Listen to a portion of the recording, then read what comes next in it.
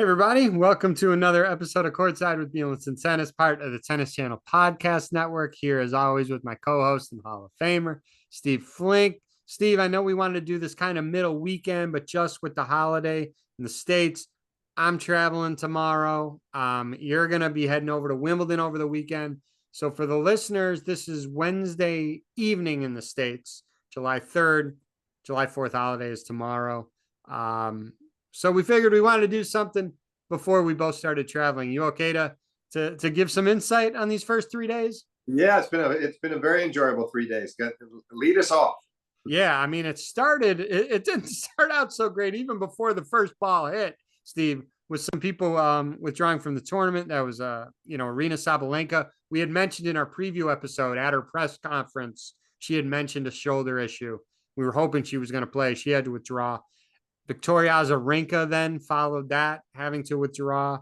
Andy Murray, we were hopeful he could play singles. He had to withdraw. The good news with Andy is he's playing doubles with his brother, Jamie, and then also mixed doubles was announced earlier today with Emma Raducanu, who, by the way, Emma Raducanu won her first two matches, and she plays Maria Sakkari, who also won her first two matches, and that's not a big deal for Maria because we know she struggled in a lot of slams. So for Sakkari to get to the third round and Emma to get to the third round, that's going to be a fun matchup to watch. It is. No, she's been resurgent, revitalized, pick your word, but it's nice to see it because I really thought coming out of that 21 Open, I was convinced. I didn't think she was ready to dominate the game, but I didn't think we'd see her go through so many struggles and changing coaches, and we all probably underestimated how hard it was going to be to deal with that newfound fame. But now the joy has come back to her work, and you see it. And it's been fun to watch her playing so well on the grass. Yeah, and I'll ask you about that potential, not potential. I will ask you about that third round matchup a little bit later. Defending champion on the women's side, Andreescu, surprise winner last year. We all thought even when Andreescu got to the final, we thought Ans was going to win. She loses in the first round. Andrey Rublev, also another meltdown, Steve. He loses in the first round. Ever since that spat with the official early on in the clay court season, it's been very, very rocky. I don't know I don't know if he needs a break or whatnot, but it's not been great since that moment. No, just one saving grace moment. He managed, despite not feeling well at all, to get through and win the Madrid Masters 1000 title.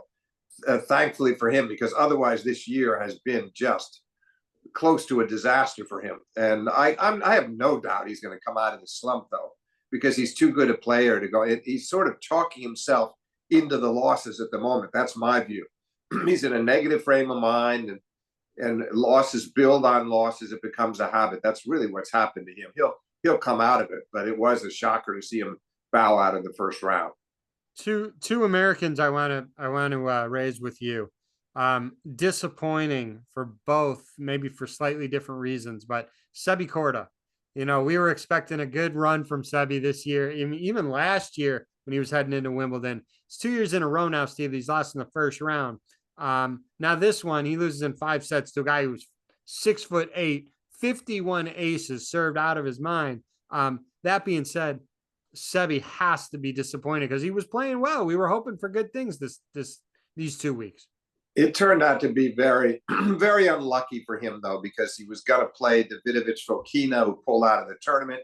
In comes the young Frenchman, 6'8", as you said, and he's got one of the biggest serves in the game, and he hits 138, 140 mile an hour second serve aces as if it's second nature. And so poor Sebi even had a set point in that third set that could have put him up 2-1, and the guy aces him 2 times in a row. And he was just hit by an avalanche of aces. It's that simple. And despite the fact that the grass courts don't play the way they once did, it's still a server of that caliber and that has that kind of potency is the last guy you want to play on a given day like that. So too bad, because Korda did all that good work, all those good results leading up to Wimbledon in the couple of grass court tournaments where he fared so well, and then only to fall here in the first round. He'll be back over this summer. We'll see some good stuff from him on the hard courts. And the other American I wanted to mention to you, and we were fearful that this could happen, Chris Eubanks, who had that amazing run last year, makes it to the quarterfinals. And he won the tournament leading up to Wimbledon last year as well. So he had a lot of points to defend these past two tournaments, and losing in the first round today, now he's going to drop out of the top 100, Steve. Yeah, I feel badly about it because, he had himself right around 30 in the world after his great run on the grass last year. So he set himself up, and he did okay the rest of the year. Not great, but now it's sort of, he's going to have to figure out a way forward because he's not going to be getting into the same tournaments he did. And he's such a exciting player to watch when he's at his best. But we knew that it was something of a fanciful run. Not that he didn't earn it, just that he got hot at the right time last year. Earned all those wins, beat Tsitsipas at Wimbledon. Great stuff. But now it's almost like he has to start all over again. At least he's got it behind him. But it's not going to be easy at all. My guess is, and I really hope I'm wrong, that we will not see him back at 30 in the world. And I would love to eat those words. I'd happily do so. Yeah, and he is so well liked, not only by his peers, but also people in the media and tennis fans as well. So we hope he gets some good results going real soon. A brutal loss, a match that took over 2 days, yesterday being Tuesday, today being Wednesday. Felix Auger-Aliassime losing to Thanasi Kokkinakis in 5 sets. FAA had 4 match points yesterday. In what was that? Was it the tiebreaker he had all 4 in? I'm trying to remember. I watch a lot of tennis. 4 match points yesterday to win straight sets. He doesn't. Right. He winds up losing in 5 today, Steve. That's tough. No, he's another one who's been caught in a losing syndrome. I think really since the end of 22, this last year and a half has been murder for him. And some of that time he was injured. There were times he was trying to play through injuries, and now just no confidence. And he had a good run in Madrid. He's the one that lost the final to Rublev. He almost won that title after getting a couple of defaults, retirements. It was a strange week. I thought he might be able to take that week that he had there and really get going again. Guy is a great player. We know that he's somewhat of a weakness off the backhand side. He can be picked on that side. But boy, the rest of his game, great forehand, tremendous serve, attacks beautifully, and one of the most enjoyable players to watch out there. So I really hope he'll come out of this soon because he hasn't been anything like the player we saw a couple of years back. Agreed. And I do expect him to come out of it soon. I was nervous earlier today, Steve, with one of our favorite Americans, Tommy Paul. He makes it interesting for all of us. I believe it was down a break in the 4th. He was down 2-1. I think he was down a break in the 4th. He comes back and wins it. In the 5th, he broke at 4-4 and won at 6-4. He now plays Bublik. And we also know Casper Ruud. We didn't expect Casper to have great results. He's in Tommy's quarter of that draw, that section of the draw. Casper Ruud lost. So now Tommy has Bublik. And then if he can get through the next match, it would be the winner of Bautista Agut and Fognini. We're looking at that Alcaraz-Tommy Paul quarterfinal. Should happen. I mean, this was scary for him today. You're playing a qualifier, maybe you didn't know much about his game and he got caught off guard a bit, but he got through it, which is what counts. And I do expect him to get to that highly anticipated meeting with Carlos and really make a go of it. I don't pick him to win it, but I think we're looking at a very close contest if they do collide. Let's hope that match happens. All right.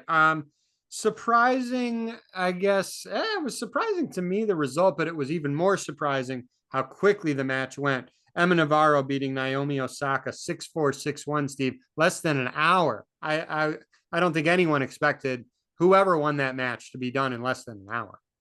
Listen, Navaro, near the end of the match, she had only, I believe, 2 unforced errors at one stage close to the end of the match. She was giving nothing away. She was attacking well. She played really smart percentage tennis. Little disappointed for Naomi that she was at 3-all in the first set and wins 2 more games the rest of the way. So I don't think she served as well as she needed to in the second set. The first set came down to one crucial break there in the middle of the set. So it's been a tough run for Naomi.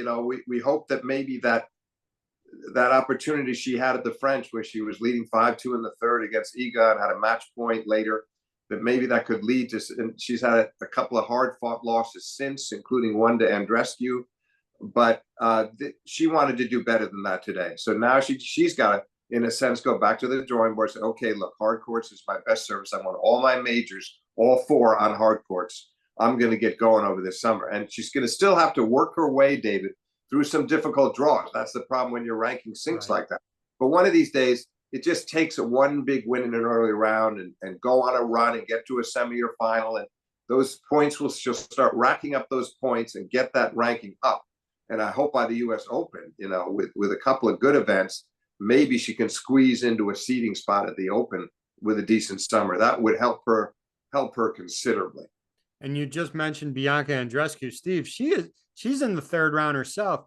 She's 8-3 this year. We've never questioned her ability on court. The biggest question is just, can she stay healthy to play? She's in the third round. I mean, she looks pretty good playing right now. Well, look, I keep thinking back. It's hard to believe it's been almost 5 years now since she won that U.S. Open over Serena Williams. And that was to me, it was such a memorable character-defining match because she led Serena by a set in 5-1, and Serena almost pulled out the second set before Andreescu finished her off and took it in straight. And I feel like, she seems like she's been injured so often ever since. But now her body seems to be holding up. And when she is healthy, she's one of the most inventive, creative players out there. She's a joy to watch. She probably has more variety in her game than anybody in women's tennis. She plays Paolini, the French Open runner-up, Steve. It's going to be a good match. I think Bianca could win that match.